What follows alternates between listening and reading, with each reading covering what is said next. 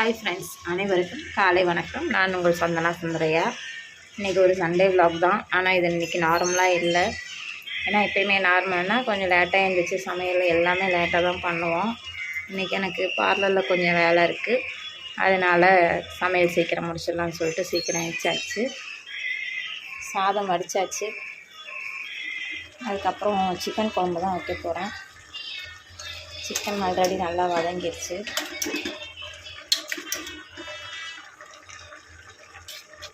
நல்லா இருக்குது, வாசனையே ரொம்ப நல்லா இருக்குது. வதங்கும் போது நான் கறி அலசும் போது எப்போயுமே நல்லா மஞ்சள் பொடி போட்டு நல்லா அலசிடுவேன். நல்லா இன்னும் ஓரளவு வதங்கின உடனே மசாலா அரைச்சி ரெடியாகவே எடுத்து வச்சுருக்கேன். என்னென்ன போட்டிருக்கேன் அப்படின்னா, இஞ்சி, பூண்டு, சின்ன சீரகம், பெரிய சீரகம் கொஞ்சமாக போட்டிருக்கேன். அதுக்கப்புறம் தேங்காய் செல்லு, தக்காளி, மிளகாப்பொடி எல்லாமே போட்டு அரைச்சி வச்சுட்டேன். சமையல் முடிச்சாச்சு. இன்றைக்கி வெறும் ஒயிட் ரைஸும் வெறும் சிக்கன் குழம்பும் மட்டும்தான் எனக்கு சாப்பிட்றதுக்கு வச்சுருக்கேன். நான் சாப்பிட்டு பார்லர் கிளம்பிடுவேன். கொஞ்சம் ஹெல்த் இஷ்யூஸ் இருந்தனால வெறும் சமையல் மட்டும்தான். டைம் இருந்தால் ரசம் வைக்கணும். ஆனால் இன்றைக்கி பசங்களுக்கு லீவு. பசங்கள்லாம் இன்றைக்கி கிரிக்கெட் விளாட போயிடுவாங்க. ஸோ சமைச்சி வச்சிட்டோம்னா வருவாங்க, சாப்பிடுவாங்க. எப்போ வருவாங்க எப்போ போவாங்கன்னு சொல்ல முடியாது. இன்றைக்கி அந்தளவுக்கு ரொம்ப பிஸியாக இருப்பாங்க.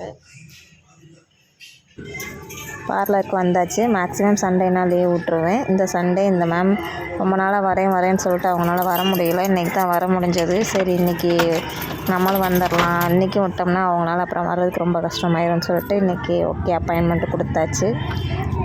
சண்டே பார்லர் திறந்து வேலை பார்க்குறது நல்லா தான் இருக்குது. கீழே பார்லர், அதாவது பார்லருக்குரியது போட்டிருக்கேன். இது மாடியில் ஸ்டிச்சிங்குரியது போட்டிருக்கேன். ரொம்ப சின்ன பார்லர் தான், இருந்தாலும் எனக்கு ரொம்ப பிடிச்சிருந்தது. எப்படி இருக்குன்னு பார்த்துட்டு கமெண்ட் பண்ணுங்கள். இப்போ ஒரு ஹேர் டைக்காக பார்லருக்கு ஆள் வராங்க.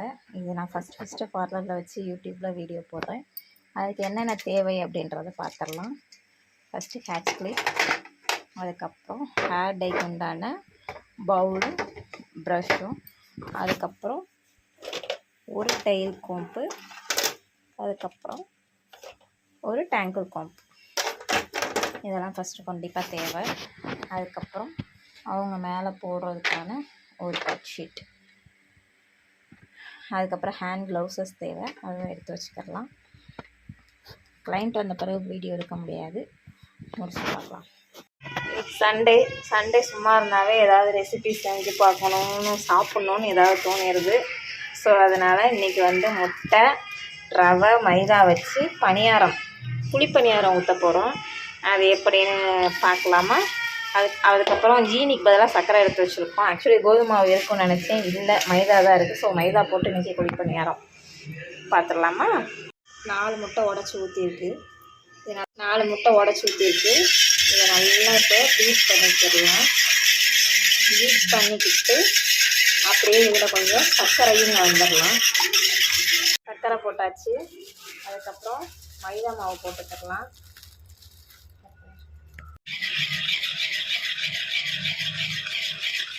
மைதா மாவும் போட்டாச்சு. இப்போ எல்லாத்தையும் நல்லா மிக்ஸ் பண்ணிக்கிட்டு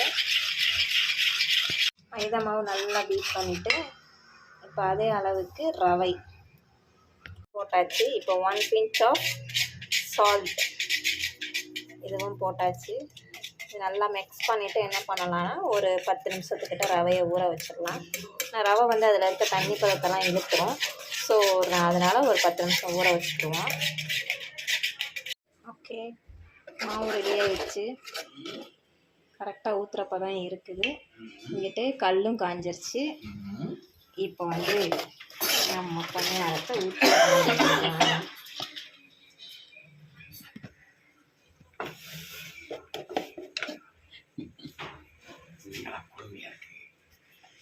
காயல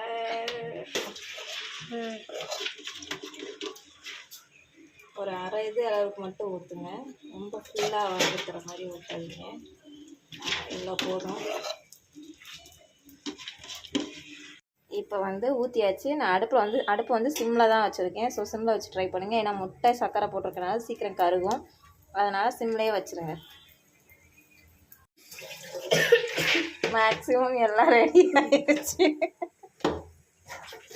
இது ஒன்று மட்டும் இன்னும் கொஞ்சம் வேகாமல் இருந்துச்சு.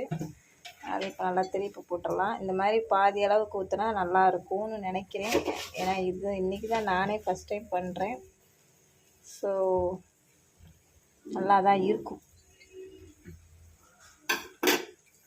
நல்லா இருக்கு. உங்கள் தாயும் தேவை. சாப்பிடுங்க சாப்பிட்டு சாப்பிடுங்க. எல்லாரும் சாப்பிட்டு பார்த்துட்டு எப்படி இருக்குன்னு சொல்கிறேன் எல்லாரும். ஆமாம், மறக்காமல் சப்ஸ்கிரைப் பண்ண மறக்காதீங்க. ஆமாம், தரலாம். இதை எடுத்து சென்டரில் போட்டுடலாம். கொஞ்சம் வேகாத மாதிரி இருக்கு.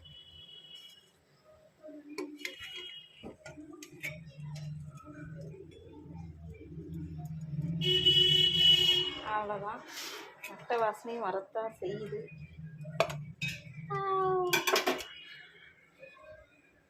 ஓகே, அப்படியே டீக்கு ரெடி பண்ணியாச்சு. Evening snacks plus tea. அதான் வேலை.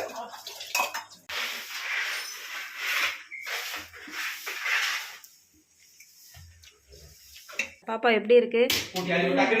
சாப்பிட்ற மாதிரி இருக்கா? நல்லா இல்லையா? டீ ரெடி ஆயிடுச்சு. நாங்கள் குடிக்க போகிறோம். அடுத்த வீடியோவில் பார்க்கலாம். பாய்.